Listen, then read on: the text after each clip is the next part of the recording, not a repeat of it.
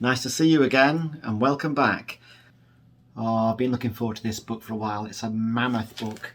Go Straight it's called. The Ultimate Guide to Side-Scrolling Beat-em-ups. So this is the latest kind of retro gaming book brought to us by Bitmap Books. And look at it, it's a beast. It looks amazing. Look how much content there is in there. Now, yeah, this is kind of, it looks like almost too good to unwrap. I just want to treasure it, but I'm going to, because that's the whole point of this channel, and I'm desperate to see what's inside. Yeah, it looks really good. So it's next to it's going to have pride of place here next to the Metal Slug Ultimate History book. And even though they're different books, different publishers, yeah, they're almost born to be together, aren't they? Excellent. So just before I get into this, I think this video needs a bit of context.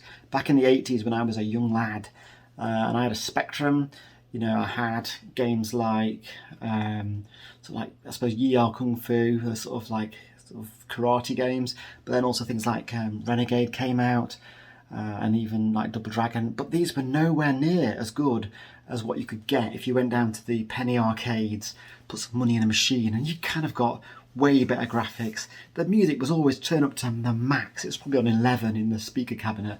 It blasted out, and it was just so memorable, filled with so much nostalgia just thinking about it. And then things like Golden Axe came out as well. And yeah, loads of brilliant games, and I'm pretty sure they'll all be covered in this book. If they're not, I'll be a bit disappointed, but I'm sure they will be. So let's have a look.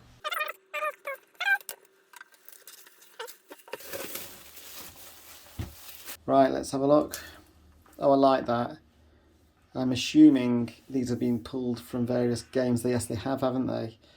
Encouraging you to carry on scrolling. I think that might be Golden Axe, even that one with the sword. Go. Cool. This is an amazing thing. I'm so glad they published this. What an amazing book. I mean, I've not even opened it yet. I know I'm going to love this. Well done, Bitmap Books and Dave Cook for putting this together. So it's hot off the press. It was only published very recently in 2022. Okay, so there's the content. Look at that. I mean, I don't know if you can see that. It's quite small text, isn't it? There's a lot in it. So we've got the usual sort of stuff you'd expect, like an introduction, forward, etc. What is a side-scrolling beat-em-up for those that don't know? And then it's kind of got some sort of date ranges, should we say, here from the 80s, 90s, and so on. It's probably logical to group them like that. And then just basically a games encyclopedia that is very comprehensive looking. Oh yeah, Teenage Mutant Ninja Turtles, Streets of Rage. Oh my gosh, amazing. Sorry if I'm a bit too gushing here. This is such a good book. Okay, let's go. Oh, and there's the platforms up down here as well. Surprising number of platforms when you actually see them listed like that. So here's the introduction. A bit about, what the genre is. The side-scrolling beat-em-up genre. Okay. Here it is. This is Renegade. Was this on the Commodore 64 possibly? I don't know. I shan't speculate. I'll just enjoy it. Renegade wasn't the first side-scrolling beat-em-up. That was Irem's Spartan X. Well, I don't know that. I suppose I mentioned, Yi Ar Kung Fu and stuff like that. They're not really side-scrolling, are they? They're single screen, so they're slightly different. These are presumably all side-scrollers. There's Double Dragon. I remember the sound. I can remember the sound of the arcades of when you punch people and then you grab their head and you sort of start kneeing them in the head, it was pretty brutal. Such a crunching sound. Yeah. Right. What's this? The Comba Tribes. I didn't play that, but look at it. It's got some crazy people. Clowns. There's a pretty face. Long history for this genre, full of iconic franchises. Yeah. This person got their Sega Mega Drive for Christmas 1991. I think we must have got one around there. Yeah.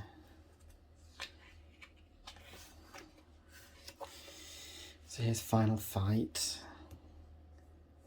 says here, like many 80s kids, I have fond nostalgic memories of playing The Simpsons in an arcade. I don't know if I actually played that game in the arcade. So, and this is talking more about the history. It's getting towards sort of modern times, 3D gaming. I don't know, it's talking here about Bayonetta, God of War and stuff. They're not really, they're not really side-scrolling beat 'em ups, are they? Teenage Mutant Ninja Turtles, yeah, it was a good one. I think it seems to remember that's 4-player as well. So some of the early games like, say Double Dragon was 2-player, I believe. Whereas games like this, suddenly you could have 4 people playing. What is the side-scrolling beat 'em up? Look, there's some sort of folding out page coming here, guys. Whoosh, amazing.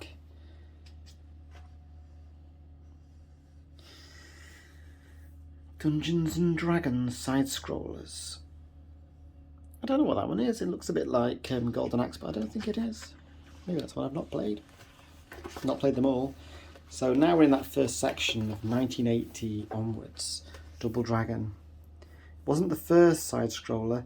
It defined the template for the developers. Oh yeah, you could pick stuff up, couldn't you, like barrels and lob them, and it was amazing. Yeah. And then you got like a boss every now and then. I put a lot of money into these machines. I mean, I think it was like 10p first time I played it. It's probably like 20p or 50p by the time I'd finished playing at arcades, because by that time, the home consoles had evolved enough. Things like the Xbox, PlayStation were out, and you could kind of get as good as, if not better, by that point. In terms of like the game quality, graphics. Oh, Ninja Warriors, yeah, I remember that. That was amazing. That was really hard. There is some sort of noisy lorry crawling past on the street. I hope that's not interfering with the sound too much in the background. Yeah, Golden Axe. I actually found when you could get onto a dragon, if you could use it well, it was a real kind of like asset.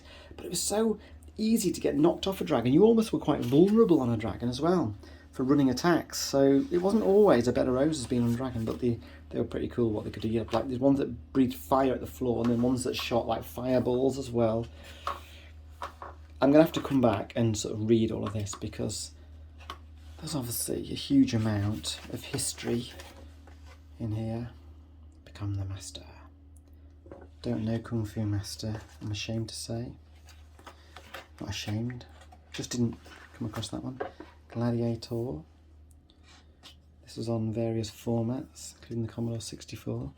I actually had a Spectrum, couldn't afford a Commodore 64, so we went down the Spectrum route. So I did miss out on a few of the more colourful games, shall we say. Renegade, wow, brilliant. Look at all the formats it was available on.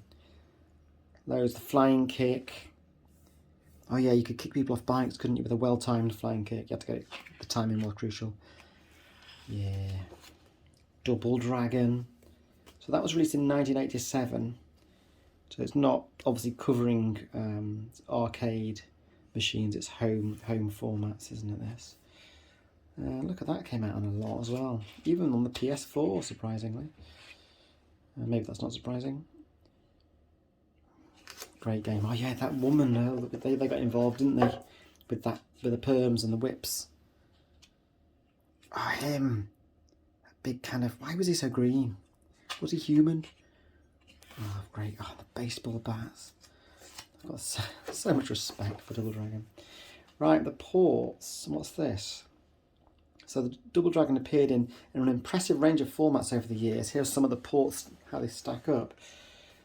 I mean, look at the port spectrum with its clashing colours.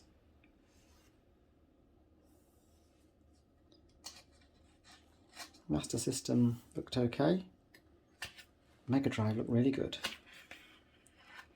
It says, yeah, very similar to the arcade release. I thought it did look pretty authentic, but plays like a total slog due to some baffling design choices. The enemies move really fast. Oh, that's frustrating. Tons of health. Oh, this was hard. Oh, the classic moment. Yeah, I seem to remember when you get the girl, you rescue the girl, she descends, does she not, from this rope, remember rightly. Sometimes love can make people a little crazy. That's exactly what happens. Oh yeah, because you had to have a fight off, didn't you? Oh, that was criminal. Yes, it's all coming back now. If you played through on 2-player, you had to like fight your opponent for the girl. Oh my word. So yeah, they fight each other to win the affection of Billy's girlfriend. Can't Billy just have her? I don't know. It was an inventive plot twist for its day, yes. Okay, Ninja Warriors, I remember this. This was like, I seem to remember, it was very widescreen, this game. I think they might have put like black borders at the top and the bottom of the screen to make it appear like it was much wider than it was. But it was hard, because yeah, you got tanks coming along that you had to tackle. But if you're a good ninja, a tank should be no problem really. Right, there's some other games here.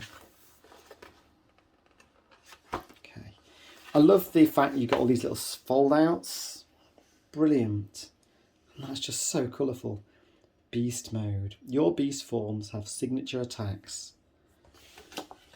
This is talking about Altered Beast. That was on the Mega Drive, I seem to remember as well, wasn't it? And lots of other formats. So you could change into beasts. Play this game a bit. Wow, look at all these heads. Amazing. Splatterhouse. Did not play this. It looks very gory. Inspired by some of the most iconic horror movies ever made. It was really violent by gaming industry standards. Gosh. Brilliant. They've done such a good job collecting together, you know, all of the kind of screenshots and the information. And obviously putting it together and laying it out like this, isolating each of the sprites to put them on pages like this. Well done. What an amazing book. This must be annoying to listen to because I'm just too happy with it, aren't I? There's something going on a bit with the edge here. Can you see? It's a bit folded. Not quite sure what that is. Bit of a shame, but it's not a deal breaker. It's a bit weird. It's noticing it on some of the pages. Yeah. Right. Ninja Gaiden. Now that was really hard from what I remember. Yes, it's known for its blistering difficulty. It was hard. Dynamite Ducks, that was so much fun. Sort of cartoony.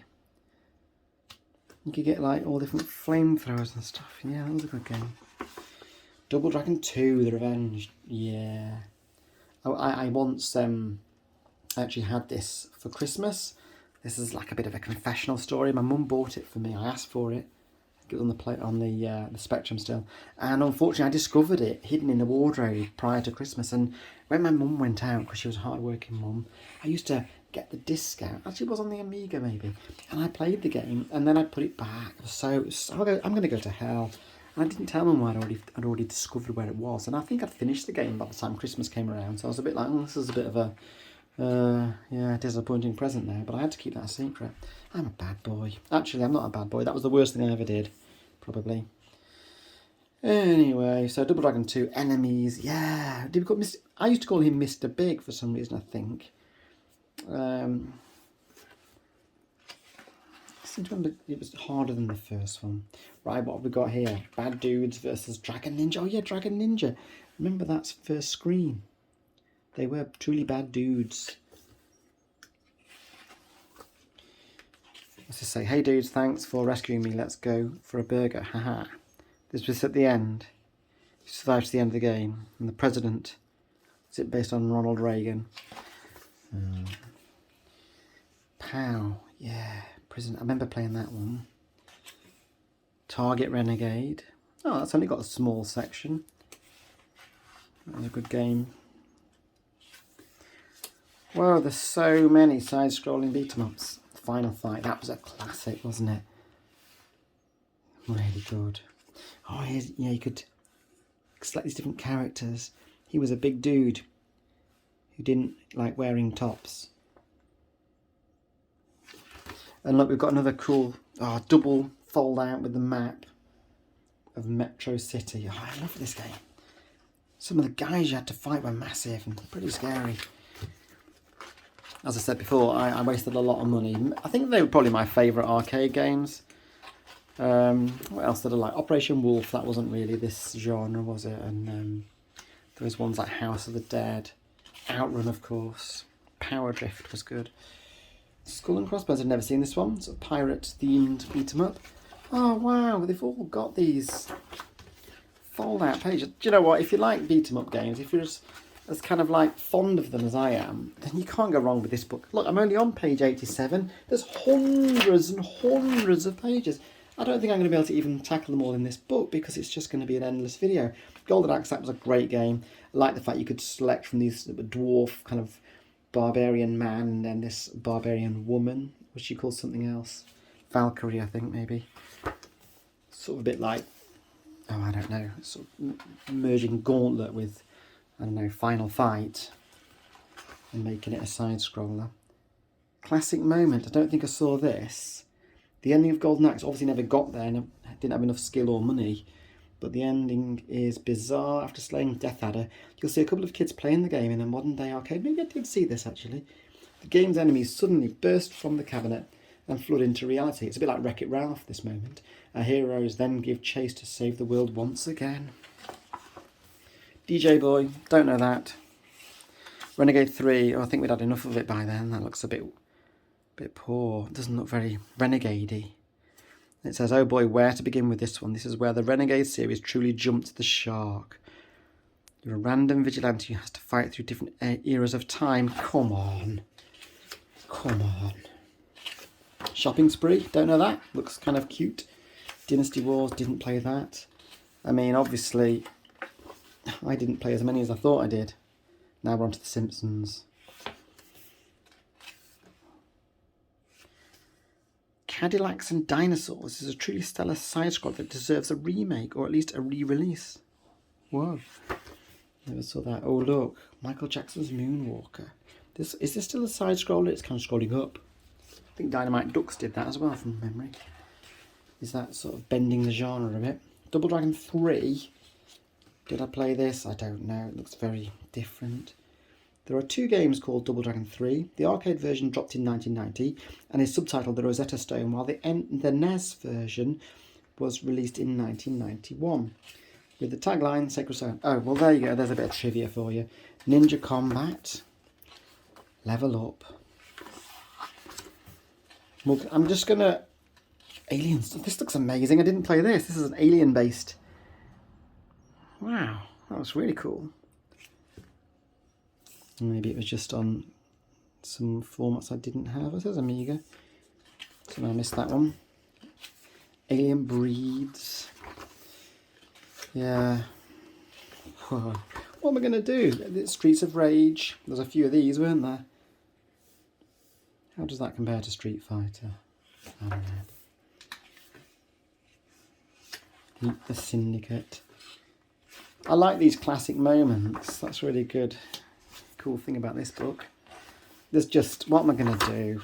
I'm going to just keep going, showing you each page, and if I see anything specific that stands out to me, that looks good, I'll say something, or one that I have a specific memory of.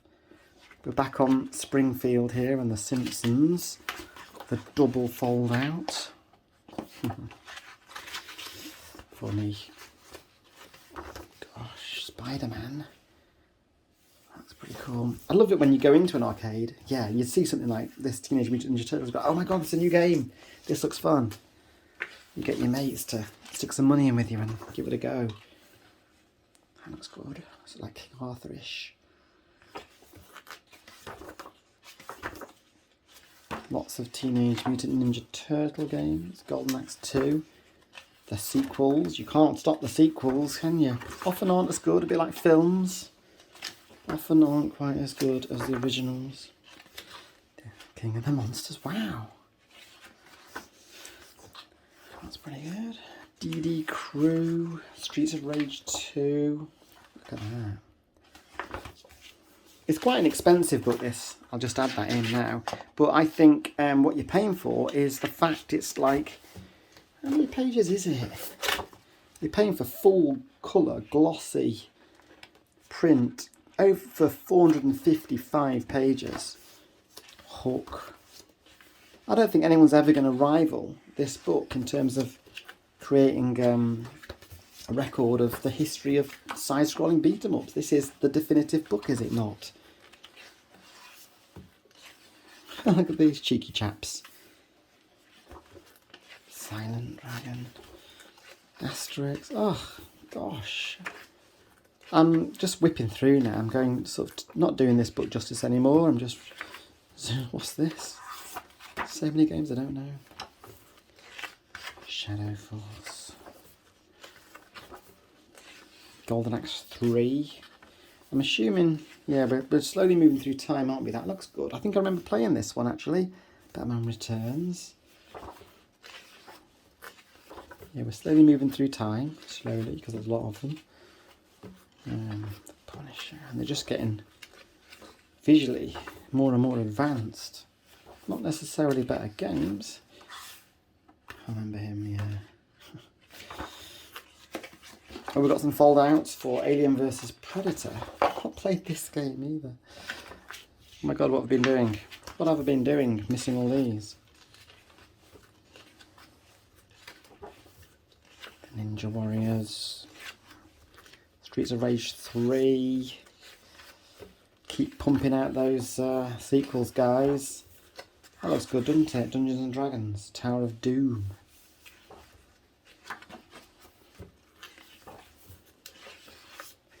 I think I might be thinking that certain consoles had more of these kinds of games released for them. You know, PC games, you didn't get them as much, did you? They're more sort of 3D and stuff. Especially after Quake and Doom and Wolfenstein.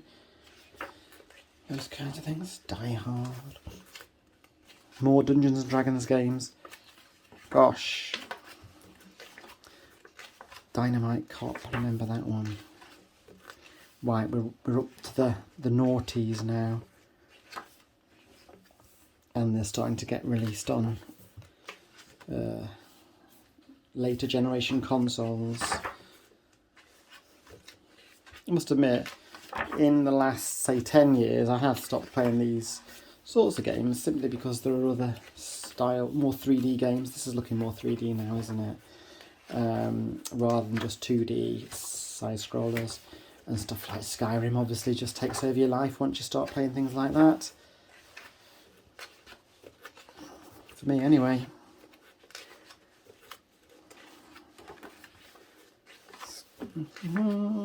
Alright, I'm gonna Double Dragon Neon, not heard of that one. I've practically shown you all of the pages. I am jumping a few now. Wow, look at this. Mother Russia bleeds, storming the city. Towards the end of Le Cartel's grimy brawler, you lead on an uprising against the city's oppressive regime. This stage is thick with tension as you fight through armed guards while rioters run from tear gas and attack dogs in the background. It's a powerful build-up to the final battle. Wow. Sounds very atmospheric. Double Dragon 4.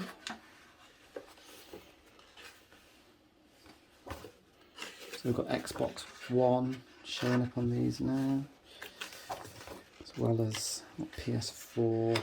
This looks very realistic, doesn't it, compared to what we've seen prior in this book. Oh my gosh, I'm still jumping pages. Right, we're now from 220 onwards, so obviously this book was published in 2022, so this is only a couple of years. Some of these different formats again. Windows.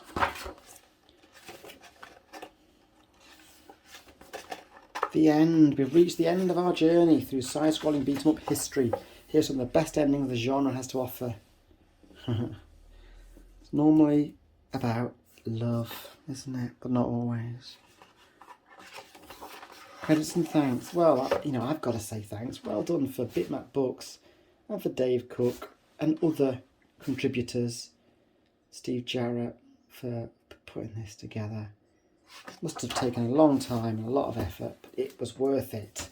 You've given us a definitive strolling beat-em-up guide to cherish. Thanks for watching this video. I hope you enjoyed it as much as I did, and hopefully we'll see you next time. Bye!